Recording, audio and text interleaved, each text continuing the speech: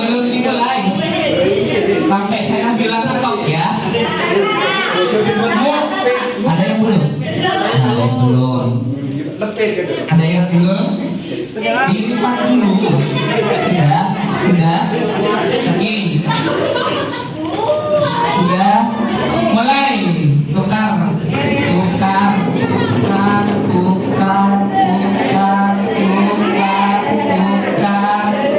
Jangan sampai pegang punya sendiri. Tukar, stop. Nah, di bawah lipatan itu, dengarkan. Di bawah lipatan itu, kalian tulis kata kerja. Entah itu makan, minum, menulis, membaca, mandi, pokoknya kata kerja. Terserah kalian. Mandi, makan, minum, yang cool. Di bawahnya lipatan. Nah, ya di situ. Yang cool apa itu terserah sudah. Lipat lagi ya. Lipat lagi 2 kali.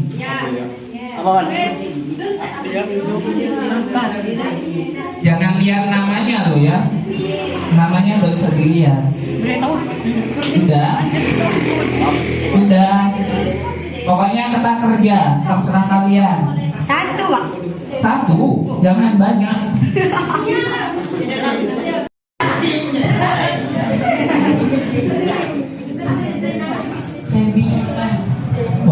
Kami makan kata-katanya di mondok. Minum di jepit. Minum air jeding berarti. Kasih minum di kamar. Minum di kamar. Laki guru di kafe. Tidur di kafe. Guru. Dan dia makan di WC.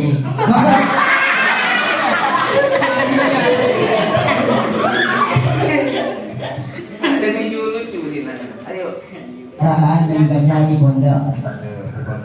Jadi mandi di loket. Gabriel menyiram di restoran. Saya makan ayam geprek.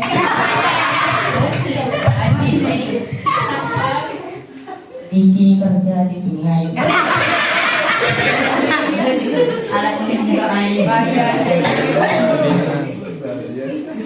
Gabriel menyiram di restoran. Oh, main bola di rumah. Aduh, innalillah. Ya Allah.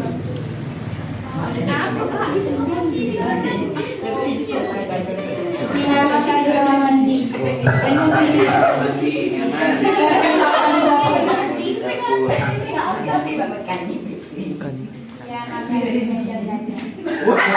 Makan di meja belajar. Ya. Kalau tidur di museum. Museum. Renungan di sungai. Lahro berak di lapangan. Main membaca di danau.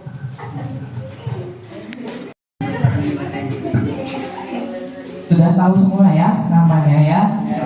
Nah, jadi lucu kan? Nah, jadi lucu. Sekarang saya fokuskan ke wawasan Wiyata Mandala. Tadi malam ada yang tanya apa tuh wawasan Wiyata Mandala? Nah, pengertiannya, wawasan suatu pandangan atau sikap yang mendalam terhadap suatu hakikat. Wawasan itu pengetahuan, pandangan hidup tentang sesuatu yang sebenarnya. Hakikat itu yang sebenarnya. Kemudian wiyata itu pendidikan. Wiyata kok pendidikan Pak ya? Itu wiyata berasal dari bahasa Jawa. Wiyoto, pendidikan. Kemudian mandala, tempat atau lingkungan. Jadi kalau digabung, Wawasan wiyata mandala adalah sikap menghargai dan bertanggung jawab terhadap lingkungan pesantren atau madrasah sebagai tempat menuntut ilmu pengetahuan. Jadi wawasan wiyata mandala itu bagaimana sikap kita atau pengetahuan kita menghargai dan bertanggung jawab terhadap lingkungan pesantren atau madrasah sebagai tempat menuntut ilmu. Bagaimana sikap kita yang seharusnya kan seperti itu. Nah, paham? Paham. Dilanjut. Wawasan wiyata mandala merupakan suatu pandangan atau sikap yang mendalam terhadap suatu hakikat. Jadi harus dikerjakan. Tidak boleh hanya sebagai pengetahuan saja, tapi dikerjakan atau dilaksanakan. Unsur-unsur wiyata mandala, siapa saja yang termasuk dalam wiyata mandala? Yang pertama, madrasah atau pondok pesantren merupakan lingkungan pendidikan. Nah, madrasah atau pesantren merupakan lingkungan pendidikan, bukan lingkungan bebas. Jadi sikap kita menghargai lingkungan pesantren itu bagaimana? Yaitu dengan bersikap positif. Contohnya bergurau sewajarnya. Kalau kita kan sekali bergurau, wah sudah sampai ada yang tersinggung. Nah itu tidak boleh, karena tidak mencerminkan menghargai lingkungan pesantren. Kemudian pengasuh dan kepala madrasah mempunyai wewenang dan tanggung jawab penuh atas penyelenggaraan pendidikan dalam lingkungan pesantren. Jadi apa saja yang perlu kalian dapatkan di sini itu merupakan tanggung jawab pengasuh dan kepala madrasah. Misalnya ilmu apa saja yang kalian harus tangkap di sini. Ilmu misalnya ilmu menjahit, ilmu fikih, tauhid dan semacamnya. Itu tanggung jawab kepala sekolah. Kalian tidak perlu, kiai saya mau belajar ilmu sihir misalnya. Itu tidak boleh, karena yang mempunyai tanggung jawab penuh adalah kiai dan kepala madrasah. Guru tidak boleh juga, Pak Kepala saya mau ngajar ilmu merias diri misalnya. Oh di sini tidak ada ilmu merias diri. Jadi jangan protes, ya tidak boleh protes. Misalnya kalian mau belajar ilmu sihir, ya jangan di sini. Belajarlah ke Dukon. Kemudian antara guru dan orang tua santri harus ada saling pengertian dan kerjasama erat untuk mengemban tugas pendidikan atau hubungan yang serasi. Bagaimana hubungan yang serasi itu? Tidak boleh saling menyalahkan. Misalnya anaknya bandel, Afan misalnya bandel, kemudian disanksi sama gurunya. Orang yang sempurna tak terima, itu tidak harmonis namanya, tidak pengertian. Jadi sebagai orang tua itu harus pengertian terhadap gurunya. Misalnya anaknya bandel disanksi juga no problem, is okay saja kan, seperti itu ya. Jadi itu namanya hubungan yang serasi. Kalau tidak serasi itu saling menyalahkan. Coba guru seperti itu tidak serasi namanya. Kemudian warga pesantren di dalam maupun di luar pesantren harus menjunjung tinggi martabat dan citra guru atau ustaz. Jadi kalian di dalam pesantren dan juga di luar pesantren harus menjaga nama baik, martabat, citra guru dan nama baik pesantren. Misalnya kalau di dalam pesantren kalian manut, kemudian tidak bandel itu juga harus dilakukan di luar pesantren. Misalnya kalian ketika waktu pulangan juga harus manut kepada orang tuanya. Kalau di dalam pesantren itu manut kepada kiai dan guru, kalau di luar pesantren atau di rumahnya manut kepada orang tua. Jangan seperti bunglon. Misalnya di dalam pesantren karena takut ke kiai, manut. Apa manut? Roca. Karena takut sama kiai. Ya, turun kiai oleh rokok, manut. Karena takut. Tapi ketika pulang, ya enggak ibu pak rokok kok. Seperti itu tidak boleh. Misalnya lagi ketika di pesantren karena takut sama ustadz atau kiai tidak berpacaran. Kemudian ketika pulang karena sudah tidak ada yang ditakuti, pacaran teman-teman. Misalnya waktu Ramadan misalnya kan kalian pulang. Nah, biasa nanti lah Ramadan mulia tarkan mana pesantren ini. Nah, itu tidak menjaga martabat, citra dan nama baik pesan. Nah, pasti omongannya orang luar itu pesantren dimmer. Pasti kiainya yang kena, pesantrennya yang kena. Coba kalau kalian di pesantren atau di madrasah diikutkan lomba ketika kabupaten, pas ini juara satu. Misalnya lomba ini juara setong di kabupaten, pasti yang dibaca orang tuanya. Wah, apa umur? Ini lomba tapi juara setong, pasti yang dibaca orang tuanya. Coba kalau kalian berkelakuan buruk, misalnya pelajaran teman temuni kepergok, pasti yang dibaca pesantrennya. Pesantren Nurul Muhajirin apa acaranya temu. Nah, itu sudah mencoreng nama baik pesantren. Jadi hati-hati dalam bersikap di dalam dan di luar pesantren. Kemudian pesantren atau madrasah harus bertumpu pada masyarakat sekitarnya dan mendukung antar warga. Kalau tidak mendukung antar warga, di pesantrennya ketinggian. Misalnya memberi uang wajib yang terlalu tinggi, sedangkan lingkungan pesantrennya kalakonnya pun petani.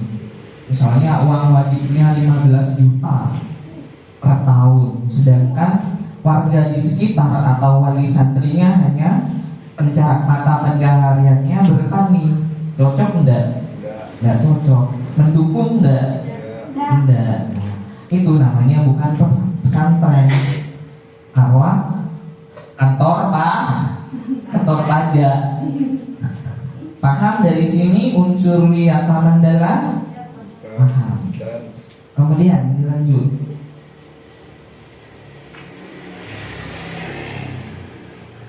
Pengertian madrasah. Madrasah merupakan tempat penyelenggaraan PBM, menanamkan dan mengembangkan berbagai nilai agama, ilmu pengetahuan, teknologi, dan keterampilan.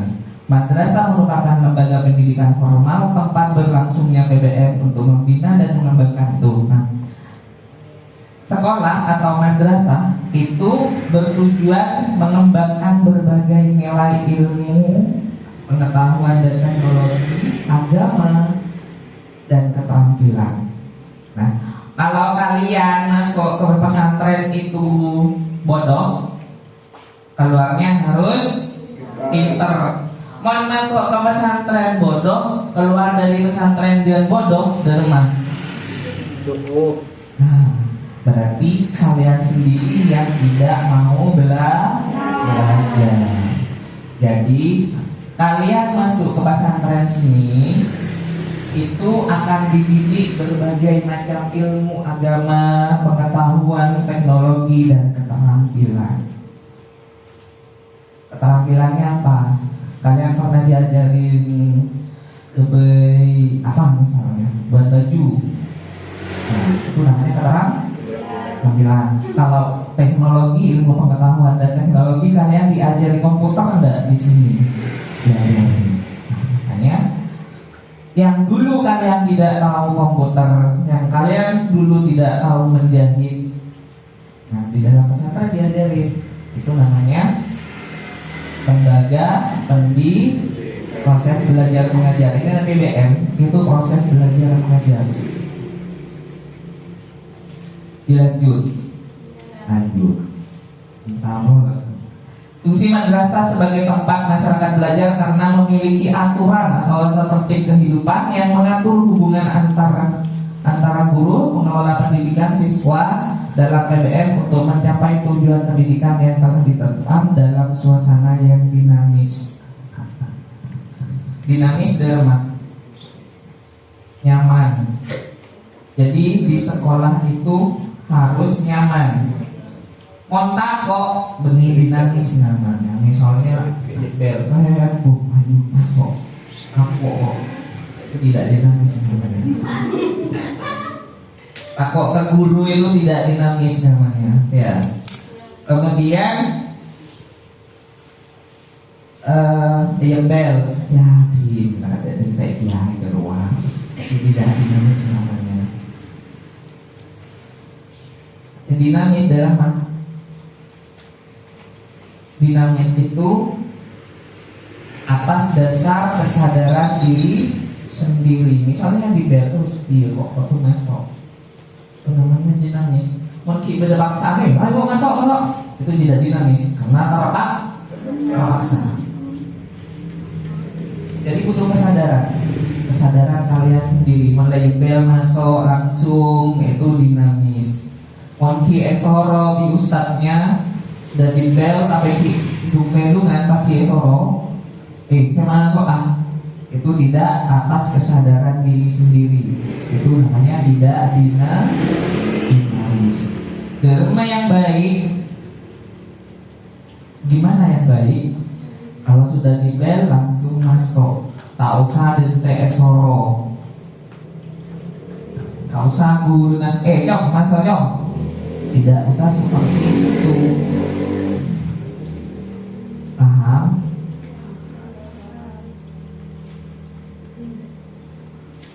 Nanti kalian akan ditanya sama saya.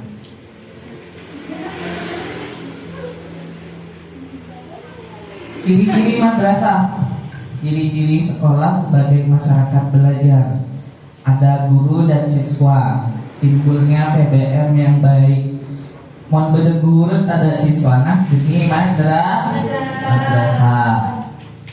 Pada siswa ada guru bukan madrasah. Ada guru, ada siswa, tapi tidak ada proses belajar mengajar, itu bukan madrasah, itu kumpul kebo namanya.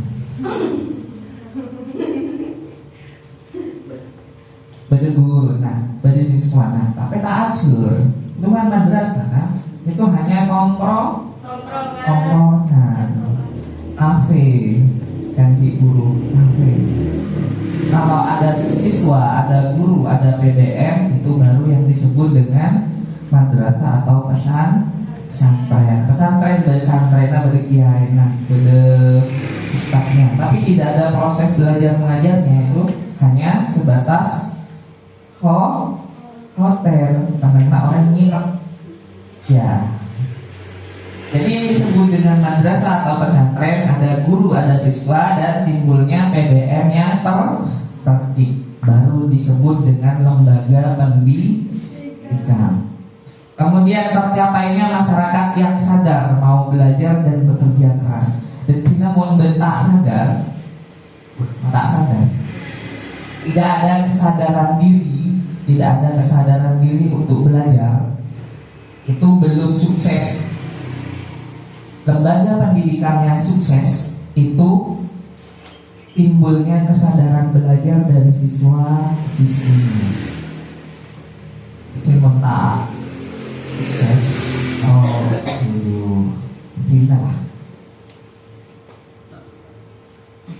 Nah seperti itu. Guru yang baik itu adalah kalau siswa yang belum paham, belum tahu, pasti digunakan. Seperti itu ya. Capek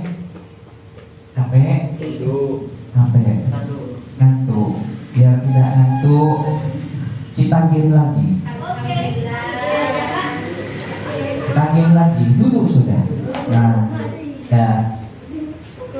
Satu kali beri semangat, dua kali beri semangat, tiga kali beri semangat, beri semangat. Nah, sekarang pegang pundak teman kalian di depannya dengan dua tangan. Yang di depan tenang. Nah, yang di depan tenang. Yang di depan menang sudah. Nah, sekarang sudah semua. Sudah. Saya bilang tekan, kalian tekan. Oke. Yo. Kalau saya bilang tekan berarti dua kali. Nah, kalau saya bilang tekan, tek gitu ya. Kalau bilang belum dimulai. Jadi jangan keras tapi jangan keras.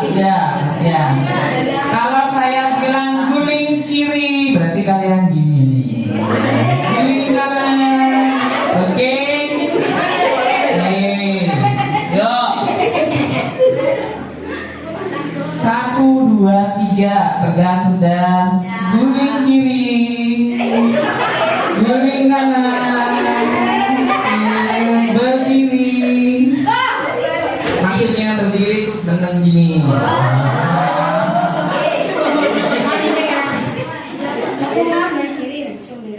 Tekan.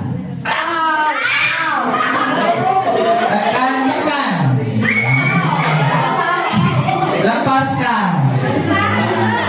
Nah, sekarang angkat tangan.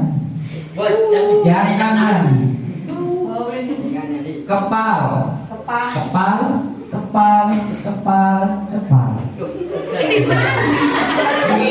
Iya. Kepal gini. Berdiri aja jadi.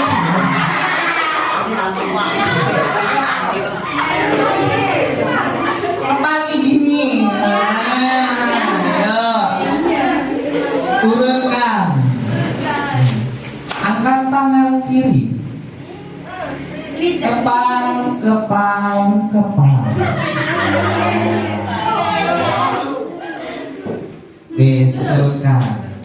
Udah. Perempuan kalau suruh kepal gini, bukan gini.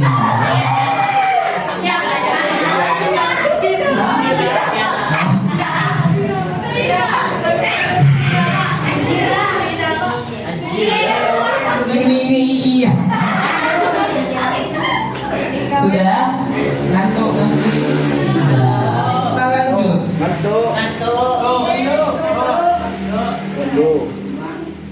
Prinsip madrasah. 1. Madrasah atau pesantren sebagai wadah atau lembaga yang memberikan bekal hidup. Maksudnya bekal hidup itu ilmu. Yang kalian dulunya tidak tahu tentang fikih, kalau sudah masuk pesantren harus tahu bagaimana cara berwudu yang baik, bagaimana cara mandi wajib yang baik, kemudian bagaimana cara sholat yang baik. Yang baru ini tahu mandi wajib. Kevin tahu mandi wajib? Oh tahu. Ajis tahu mandi wajib? Oh tahu lah. Kalau yang baru tahu mandi wajib. Ya nanti akan diajarin. Kalau saya tidak tahu mandi wajib. Kemudian madrasah sebagai institusi tempat peserta didik belajar di bawah bimbingan pendidik. Mau tidak atau tanpa bimbingan pendidik itu namanya bukan madrasah. Apa? Pade Kemudian madrasah sebagai lembaga dengan pelayanan yang adil dan merata bagi stakeholdernya. Stakeholder itu adalah warga madrasah. Harus adil. Misalnya di dalam madrasah itu ada saudara guru. Saudara gurunya itu engkau. Kemudian yang lain juga engkau. Selain sanksi, kumpara saudaranya tidak disanksi, itu namanya tidak adil. Jadi harus adil. Mon setong beriin ilmu 1 tambah 1, yang lain juga harus 1 tambah 1. Itu namanya adil. Kemudian madrasah sebagai lembaga pengembangan bakat dan minat siswa. Di sini sudah ada enggak bakat dan minat siswa? Sudah. Tilawah itu apa? Bakat, minat itu. Dan minat enggak tilawah? Minat. Kalian sudah belajar tilawah itu berapa tahun? Pertama mendok 3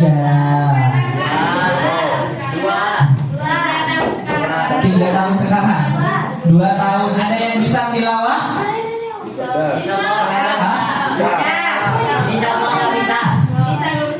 Bisa. Ya. Saya bersama. Ada yang bisa tilawah? Bisa. Saya pegang loh ya omongannya kalian. Nanti di bulan Maulid kalau ada waktunya tilawah misalnya, saya akan usul gimana kalau anak-anak kita ditampilkan tilawah. Nanti guru lah tahu. Nah, bersama di rumah. Masa satu pesantren mau naik pentas semua tilawah bersama-sama ya tidak bagus. Tahu belum? Udah ya. Kemudian bakat minat berarti ada sudah di sini. Menjahit ada. Ada. Bisa menjahit? Bisa. Yang putra bisa menjahit? bisa. Menjahit apa pun putra?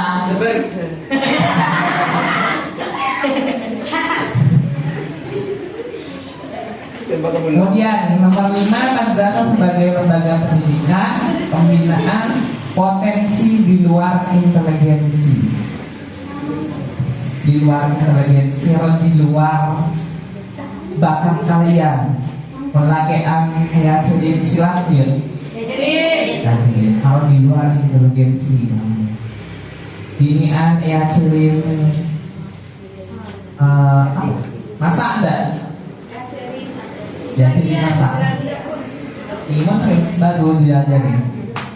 Oh enggak? Mana yang diajarin? Iman binian kerabat dia belajar masak sama. Ya.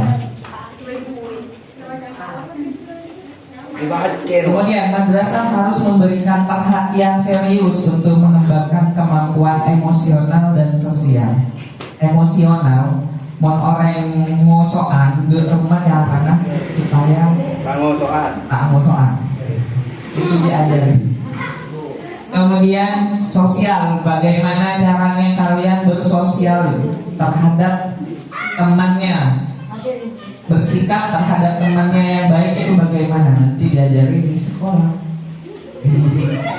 Ini pas langsung elus-elus dia.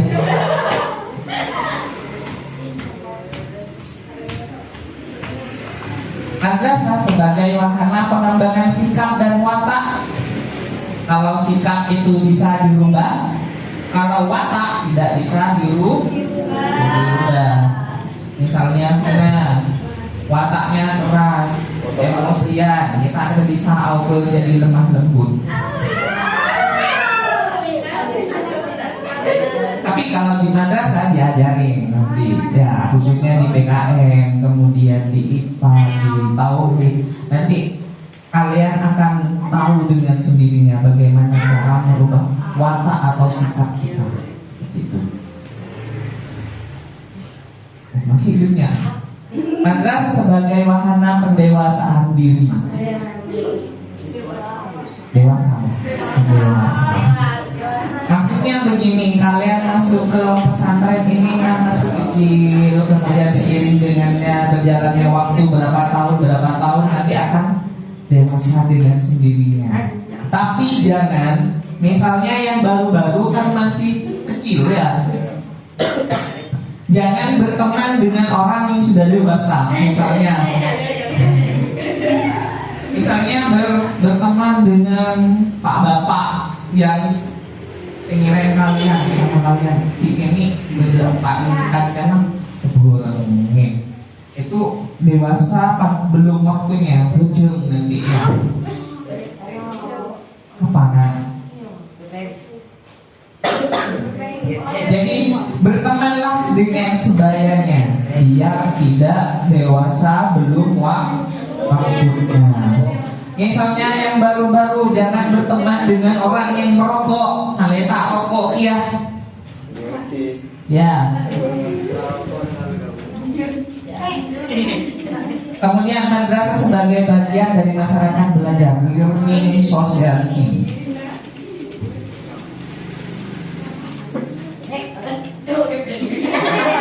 Kenapa?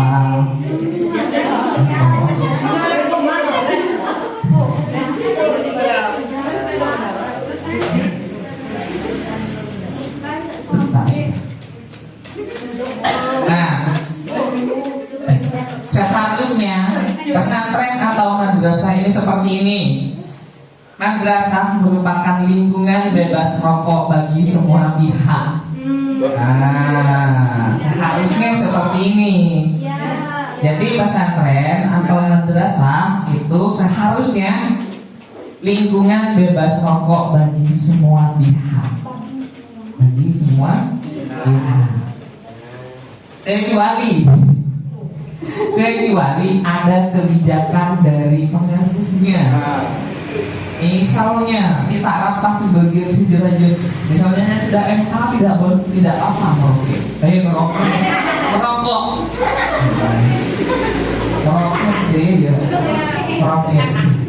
tidak apa merokok misalnya, tidak apa.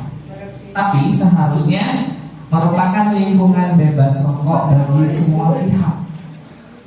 Karena rokok itu tidak baik. Itu merokok sama saja dengan menimbun penyakit pada diri sendiri. Kemudian penyebaran aliran sesat atau menyebarluaskan aliran agama tertentu yang bertentangan dengan undang-undang. Jadi tidak boleh, tidak diperbolehkan dijadikan sebagai tempat. Jadi madrasah atau pesantren itu bukan tempat penyebaran aliran sesat. Ya. Kemudian propaganda politik atau kampanye, misalnya bedeng Pak calon dewan DPR atau calon bupati ke sini, ayo pilih saya, itu tidak boleh. Kampanye dengan pesantren tidak boleh. Kemudian syuting film atau sinetron tanpa izin, misalnya ada suatu rumah produksi ke pesantren, pas moro syuting adegan ini ya, itu tidak boleh tanpa izin. Kemudian kegiatan-kegiatan yang menimbulkan kerusakan, perpecahan dan perselisihan itu juga tidak boleh dilakukan di dalam madrasah atau pesantren. Mari ya lah. Mari. Ini tidak penting kan?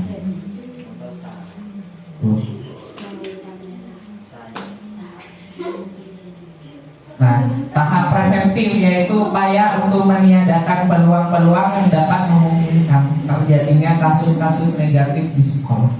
Jadi kalian diajari Wiyata Mandala itu agar tidak ada peluang-peluang yang dapat memungkinkan terjadinya kasus-kasus negatif di madrasah. Misalnya merokok, minum minuman keras, narkoba, berpacaran. Nah itu tidak boleh. Disunahkan.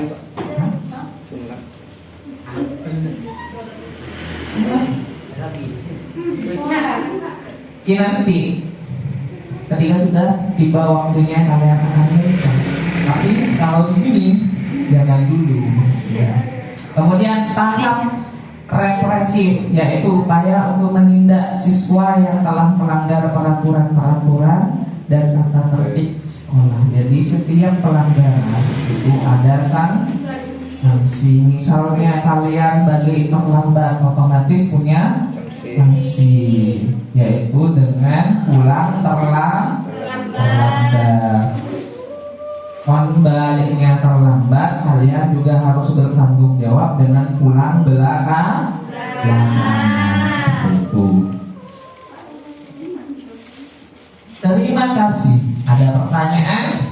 Ada.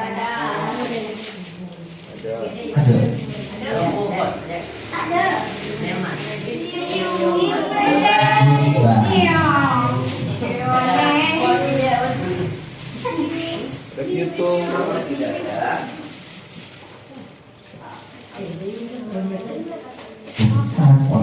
Kalau tidak ada, saya yang akan bertanya sama kalian. Apa yang saya sampaikan tadi otomatis kalian paham. Nah, saya akan bertanya. Enggak tahu udah ada.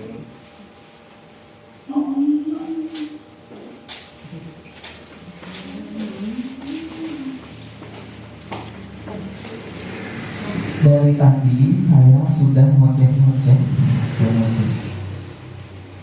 Ada yang bisa menjelaskan secara singkat apa itu wawasan Wiyata Mandala?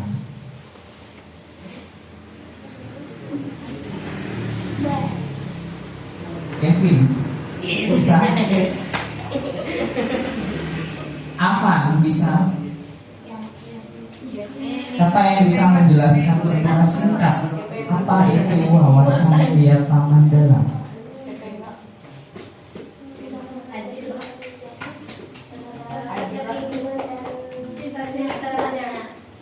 Gimana? Sikap menghargai dan tanggung jawab terhadap dan sekitarnya. Oh, sikap menghargai dan bertanggung jawab terhadap lingkungan dan sekitarnya. Ya, bagus. Yang putra. Suatu pandangan atau sikap yang mendalam terhadap suatu hakikat. Oh, ya, itu pandangan. Ya, pandangan hidup. Pandangan hidup suatu terhadap suatu hakikat. Nah, ada lagi. Jadi kalian paham ya, wawasan Wiyata Mandala itu adalah sikap menghargai dan bertanggung jawab terhadap lingkungan pendidikan atau pesantren dan madrasah dan sekitarnya. Misalnya tidak boleh merusak tempat kalian, misalnya dengan mencoret tembok, merusak bangku, pas beriin sholat di bangkunya itu tidak boleh. Misalnya beriinnya Pak kantang beriinnya Vina, tole kotak keren, tangannya itu juga tidak boleh karena itu lembaga pendidikan adalah milik umum. Misalnya lagi di dalam kamarnya polana di pacaran kita masih boleh. Zahro, ayo. Misalnya tembok ini keraju itu tidak boleh. Ya. Itu namanya tidak menghargai dan tidak bertanggung jawab.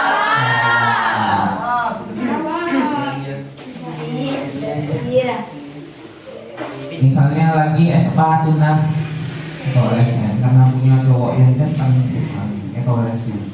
Ayo, saya keleleng sepatu ini tidak boleh. Ya.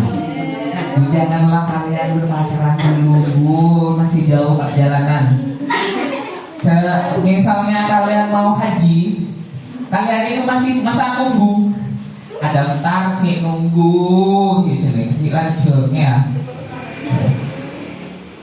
Sama dengan kalian masih umur berapa kalian? Umur 19.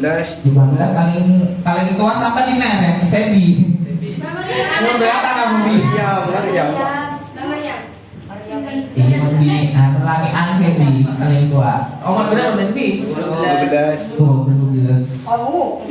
Kalau umat Islam, umat Kanjeng Nabi itu maksimal umur 65 ke 18 masih kurang berapa tahun?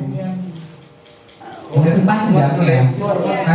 Gunakanlah masa-masa muda kalian dengan sebaik-baiknya. Jangan menggunakan dengan yang tidak berguna. Misalnya apa pacaran? Tak tahu ya, tidak ya. Ada lagi yang bisa menjelaskan tentang wiyata mandala? Tidak ada. Kalau tidak ada, saya akhiri dulu. Wabillahi taufiq wal hidayah. Wassalamualaikum warahmatullahi wabarakatuh.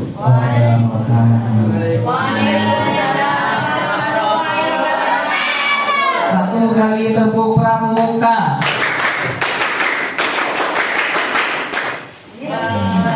Satu kali kok.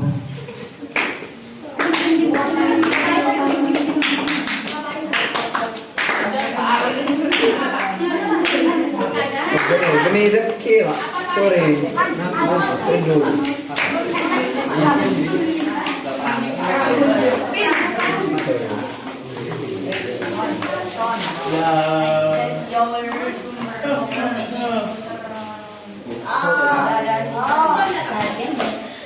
Dan ini untuk semua.